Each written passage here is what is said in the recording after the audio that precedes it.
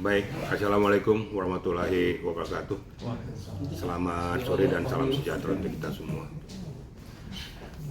Kalau berbicara tentang personal, ya, saya harus betul-betul luruskan masalah. Ya.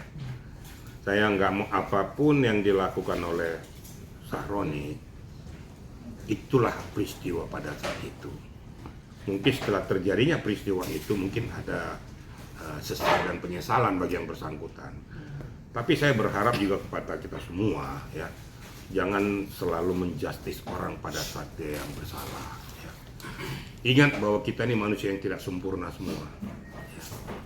Mungkin suatu ketika itu mungkin lalai dia, mungkin dia lupa bahwa apa yang diucapkan itu jadi titik Pandora bagi orang untuk menjustis atau untuk memberikan suatu statement atau memberikan suatu penilaian. Akibatnya, dampaknya yaitu tadi berdampak yang sangat luas kepada masyarakat, ya. Muncul unjuk rasa, muncul ketidakpercayaan kepada anggota dewan, semakin merebak kepada artis yang lain. Akibatnya kenalah yang nari-nari itu, ada Uya Kuya, ada Nafa Urbach, ada lagi yang lain. Nah, Eko Patrio. Emang mereka aja yang nari-nari? Banyak tuh yang nari-nari. Tapi kebetulan mereka tuh public figure. Itulah resiko jadi public figure gitu. Ya, itu konsekuensi. Namun demikian, saya menilai sebenarnya ya secara pribadi, Sahroni itu pada saat mimpin sidang tuh sebenarnya bagus. Katakanlah benar kalau benar, katakan salah kalau salah. Namun pada saat peristiwa itu dia blunder. Saat blunder itulah ditangkap oleh orang lain, menjadi titik Pandora untuk menjatuhkan harkat martabat kredibilitas yang memang rontok jadinya. Makanya ada pepatah mengatakan, mulutmu harimaumu. Kalau kau salah menggunakan mulutmu, jadi memakan dirimu. Itu prinsipnya, ya. Kan imbasnya juga banyaknya penjarahan. Nah, itu bagaimana? Masalah penjarahan ini setelah saya analisis ya, itu langkah-langkah tindakan-tindakan penyusup yang memanfaatkan situasi pada peristiwa itu.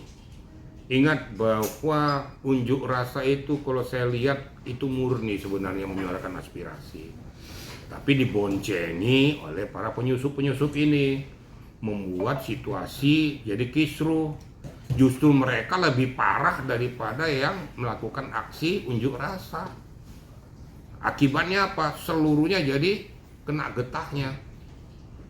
Mahasiswa melakukan unjuk rasa, padahal dia seorang mahasiswa mengeluarkan aspirasinya tentang masalah bagaimana kehidupan berbangsa dan bernegara. Unjuk rasa yang mereka lakukan itu menurut hemat saya itu sah-sah saja. Supaya juga mata cermin bagi pemerintah, bagi penyelenggara negara, biar jangan melakukan perbuatan itu. Ya. Ingat berkali-kali saya sudah mengatakan bahwa bangsa Indonesia ini 75% ini di bawah garis kemiskinan. Jangan kau tunjukkan kemewahanmu di hadapan mereka. Ini kan sama dengan menyakiti hati rakyat. Wajar kalau rakyat marah tuh wajar. Ya. Kami aja makan aja susah. Lu naik-naikin pajak sementara tunjangan kalian dinaik-naikin semua. Ini kan sudah nggak adil. Ya wajar kalau rakyat itu marah. Yang mudah-mudahan ini pembelajaran bagi penyelenggara negara supaya kedepannya lebih bercermin. Ya. Kalau kalian didudukan sebagai penyelenggara negara, digaji oleh negara, perhatikanlah kehidupan rakyat di bawah garis kemiskinan itu. Mereka membutuhkan pertolongan dan perlindungan daripada kita-kita itu. Bagi kita, ya mohon maaf, bagi saya mungkin 100-200 nggak berharga ataupun katakan nggak bermakna, tapi bagi mereka udah darah. Pernah nggak terpikir sama kita bagi mereka itu sudah darah? Kenapa? Karena kita tidak pernah selalu melihat ke atas, nggak pernah melihat ke bawah. Kehidupan rakyat di bawah itu gimana? Cobalah turun ke bawah tuh, turun ke rakyat itu, lihat penderitaan mereka. Baru kita sadar, oh iya, kalau gitu apa yang bisa saya lakukan untuk mensejahterakan rakyat sesuai dengan kemampuan saya, lakukanlah. Kita kan manusia beriman ya, kita manusia yang punya rasa kemanusiaan. Nah, itulah pembelajaran kemarin itu pembelajaran. Tapi kembali kepada sosok yang Anda katakan tentang Saroni, blunder pada saat itu. Sebenarnya dia kalau memimpin sidang itu juga equal kok. Saya ikutin terus kok. Ya, dia memimpin sidang, tanya respect kepada siapa yang hadir sana tuh sebenarnya bagus. Tapi kenapa pada saat itu dia tuh kok blunder, kok salah ini, salah makan obat gitu loh. Kalau saya bilang salah makan obat gitu loh. Akibatnya yaitu dia rasakan. Ya kita sama-sama berdoa, mudah-mudahan pembelajaran lah. Saya juga berdoa kepada, walaupun sudah berdampak kepada Saroni, mudah-mudahan dia tetap sehat. Ini pembelajaran bagi dia, mudah-mudahan kedepannya jauh lebih baik lagi. Ya, itu kira-kira ya. Irjen, ini kan dampaknya kan sudah dinonaktifkan, tapi kan masyarakat masih belum paham soal kata nonaktif kayak gitu kan. Ibaratnya masih mendapatkan gaji dan tunjangan. Gimana tanggapan Begini ya, harus bisa dibedakan antara nonaktif dan dipecat. Ya. Kalau nonaktif itu berdasarkan penilaian penyelenggara atau pimpinan organisasinya, bisa dipulihkan kembali, kemungkinan itu bisa. Tapi kalau dipecat berarti putus, kan gitu. Ini perbedaannya antara nonaktif dan dipecat. Cuma masalah masih diberikan penggajian, saya juga belum tahu. Tapi yang saya monitor, mereka di-stop penggajiannya, di-stop tunjangannya. Tapi aslinya kan saya nggak ngerti, saya nggak mau masuk ke domain itu. Karena itu bukan kewenangan dan urusan saya. Itu perbedaannya antara nonaktif dengan dipecat. Ya. Jadi kita juga jangan juga ngejar-ngejar mampus lo dipecat, jangan begitu juga. Kita juga manusia biasa lah. Nggak selamanya Anda media yang nanya saya juga nggak sempurna kok. Termasuk saya yang depanmu ini juga nggak sempurna. Pada saat dikala dia menyimpangnya dari permainan itu, ya mungkin dia keliru. Tapi saya yakin sebagai manusia biasa dia akan kembali ke fitrahnya. Itu kira-kira ya. Boleh kita marah, tapi jangan benci. Benci dan dendam itu bukan langkah yang baik sebagai umat insan hamba Tuhan. Oke? Oke, Pak Dian, terakhir.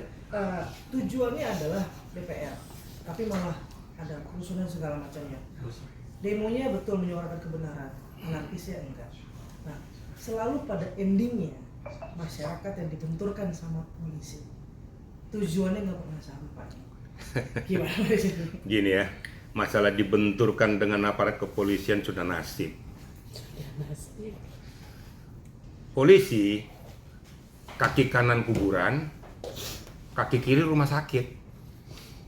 Bener pun yang dia lakukan tuh tetap aja salah di mata orang, apalagi salah. Kenapa? Karena dia langsung berhadapan dengan masyarakat. Tapi percaya dengan saya, kalau 5 jam aja polisi tidur, bubar Indonesia. Percaya dengan saya nggak? Maling, penjaraan, semuanya habis semua. 5 jam aja polisi tidur semua, nggak mau bekerja, hancur semuanya. Jadi polisi itu dibenci tapi dicintai. Itu udah fakta. Kau coba tuh polisi nggak ada di jalanan itu, nggak tabrakan semua manusia. Yang ada klakson, tanton, laki berantem, bawa badik, bawa ini, hantem. Kenapa? Saling pengen duluan, akhirnya tabrakan. Itu kalau nggak ada polisi. Tapi bukan berarti saya membela yang nggak benar. Yang nggak benar tetap aja nggak benar. Makanya kita jadi pengayom masyarakat juga, berikan yang terbaik kepada masyarakat. Jangan kita menjolimi masyarakat. Apabila masyarakat meminta kepastian hukum, berikan kepastian hukum itu tanpa pilih siapapun. Itulah polisi yang sesungguhnya. Jangan ada kau jadi polisi pesanan. Kalau kau jadi polisi pesanan, akibatnya rusak reputasimu nanti. Kira-kira gitu ya. Irjen, ini Irjen ada isu soal kalau si Ahmad Saroni ini kan kabur dan juga naik pesawat yang dijaga sama aparat tentara. Apakah kalau dari Irjen sendiri itu memang kalau anggota DPR itu memiliki hak dilindungi atau bagaimana sih? Saya tanya sama sampean. Tadi yang bilang apa tadi? Ada isu kalau kabur ya. Udah. Oke, Oke. Isu berarti bukan fakta. Jangan kemakan isu. Ya. Isu itu akan menyudutkan, menjatuhkan, mendiskreditkan Sahroni. Ya.